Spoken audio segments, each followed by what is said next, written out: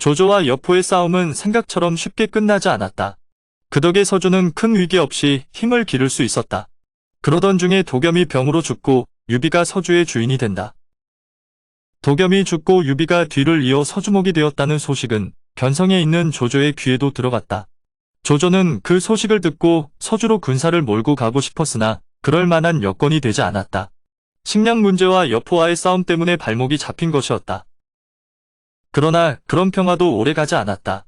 드디어 조조가 여포를 격파하고 산동 일대를 다시 세력 아래 두면서 서주는 풍전등화에 놓이게 되었다. 그러나 유비의 평화를 깬 것은 조조가 아니라 여포였다. 조조에게 패해 갈 곳 없던 여포가 유비에게 의지하러 서주로 향했기 때문이다. 유비는 아직 제대로 힘을 키우지도 못한 상황에서 조조의 침공을 걱정했다. 여포가 이리 같은 자인 것은 알고 있었지만 여포의 힘이 실제로 필요한 것도 사실이었다. 유비는 여포와 한 울타리에 있는 것은 두려웠으나 그냥 보낼 처지도 못 되었다. 그런 이유로 유비는 여포에게 소패성을 내주었다. 한편 서주로 쫓겨간 여포가 유비에게 받아들여져 소패에 자리 잡게 되었다는 소문은 산동의 조조에게도 들어갔다. 여포 같은 맹수를 우리에 가두고 길러보겠다는 유비의 선택이 어리석어 보였다. 하지만 유비의 그 어리석은 선택으로 조조의 서주 침공은 또다시 미루어졌다. 시간이 흘러 조조에게는 큰 변화가 생겼다.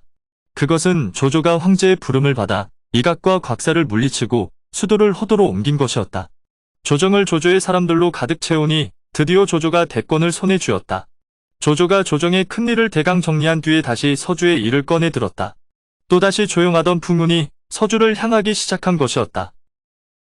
조조는 원술에게 유비가 원술의 땅인 남군을 치겠다고 황제에게 표문을 올렸다는 거짓을 전했다.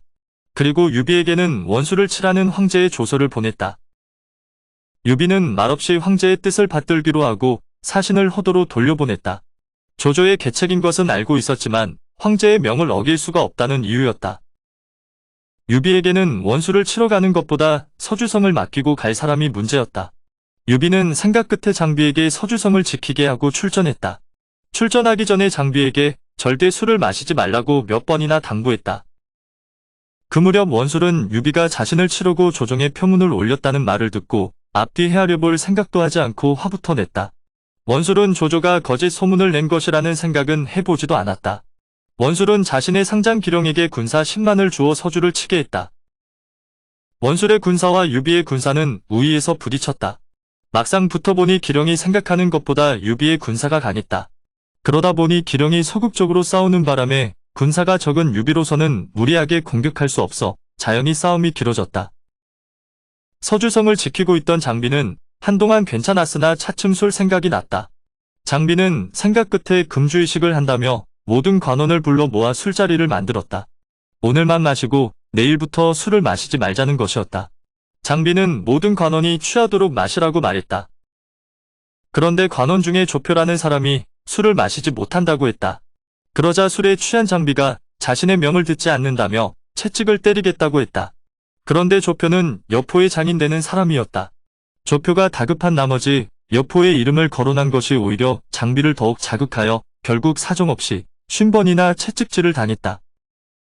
조표는 장비에게 원한을 품고 소패에 있는 사위 여포에게 편지를 보냈다. 편지에는 장비가 자신을 때린 것과 유비가 원수를 치러 떠나고 장비는 술에 골아떨어져 있는 것을 알렸다. 그리고 이 기회에 서주성을 손에 넣으라고 권유했다. 원래 의리 없기로 소문난 여포가 이 기회를 놓칠 리 없었다. 곧장 갑옷을 입고 말에 올라 기병 500을 이끌고 먼저 서주성으로 향했다. 그리고 진궁에게 나머지 군사를 수습해 뒤따르도록 했다. 서주와 소패는 겨우 40~50리의 거리라 말로 달리니 금세 도착했다. 여포가 서주성 앞에 도착했을 때 조표의 군사들이 성문을 지키고 있었다. 조표는 곧장 성문을 열게 했다. 그 무렵 장비는 술에 골아떨어져 세상 모르고 잠들어 있었다. 그런데 갑자기 사람들이 달려와 장비를 흔들어 깨웠다. 여포가 쳐들어왔다는 말에 급히 갑옷을 걸치고 장팔사모를 들었다. 하지만 술이 깨지 않은 장비는 여포와 제대로 싸울 수가 없었다. 결국 장비는 자신의 호위병 몇 기만 거느리고 달아났다. 유비의 가족들이 모두 서주성에 남아 있었지만 그들을 돌볼 틈이 없었다. 여포가 노리는 것은 서주성이지 장비의 목숨이 아니었기에 여포는 굳이 장비를 뒤쫓지 않았다. 그러나 장비에게 앙심을 품은 조표는 장비가 술에 취한 채 호위병 몇 기만 데리고 달아나는 걸 보고 군사 100여 명을 데리고 장비를 뒤쫓았다. 아무리 술에 취했어도 조표 따위가 장비의 적수가 되지는 못했다.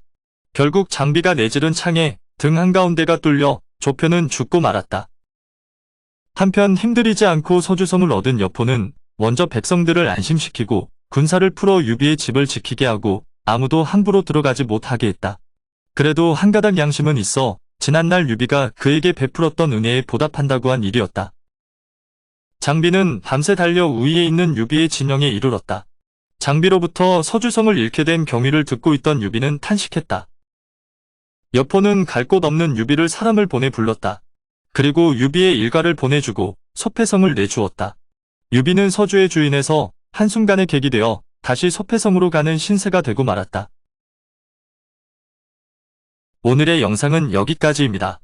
영상이 도움이 되셨다면 구독과 좋아요, 알람 설정 부탁드립니다. 시청해주셔서 감사합니다.